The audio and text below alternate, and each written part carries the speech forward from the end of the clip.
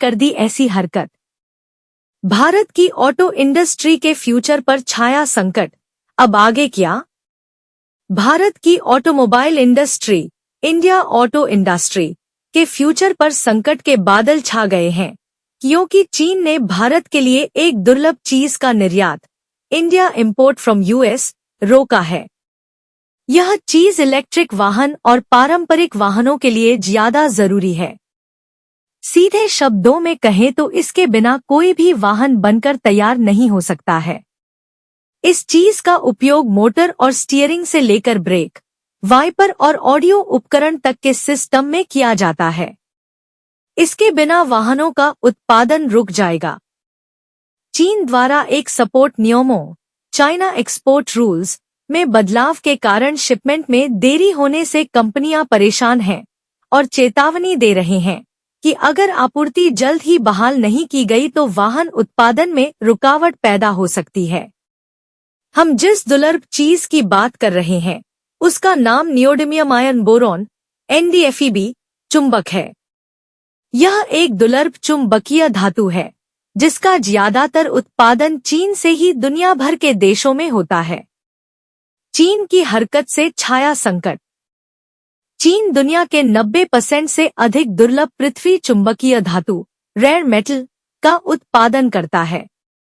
अप्रैल में इसने सख्त निर्यात नियंत्रण नियम लागू किए।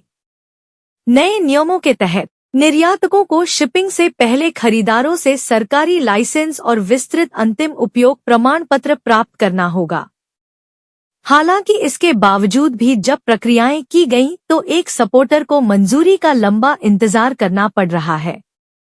द इकोनॉमिक टाइम्स के अनुसार भारत जाने वाली कई खेपें चीनी बंदरगाहों पर फंसी हुई हैं और कोई हलचल नहीं दिख रही है।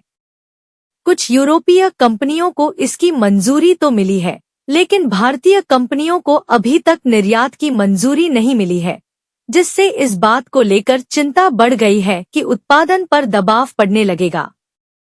उद्योग के अधिकारियों का कहना है कि मौजूदा इन्वेंट्री का स्तर जून की शुरुआत तक खत्म हो सकता है।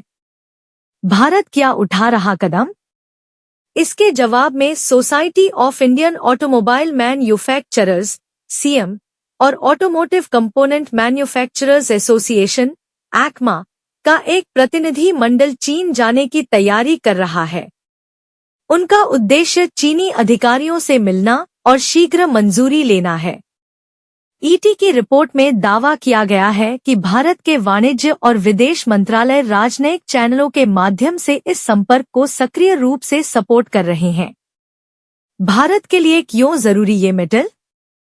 भारत ने वित्त वर्ष 2024 में 460 टन दुर्लभ अर्ध चुंबक आयात किए, जो लगभग सभी चीन से ही थे, और इस साल 700 टन आयात करने की योजना है। आज बड़े पैमाने पर कोई विकल्प मौजूद नहीं है, जिससे भारतीय उत्पादन लाइनें असुरक्षित हो जाती हैं। लॉन्ग टर्म निर्भरता कम करने के लिए भारत घरेलू उत्पादन की योजनाओं को आगे बढ़ा रहा है। 3 जून को एक बैठक तय की गई है, जिसमें उद्योग मंत्रालय प्रोत्साहन और बुनियादी ढांचे समेत चुंबक निर्माण के लिए एक सपोर्ट इंफ्रास्ट्रक्चर को अंतिम रूप देगा।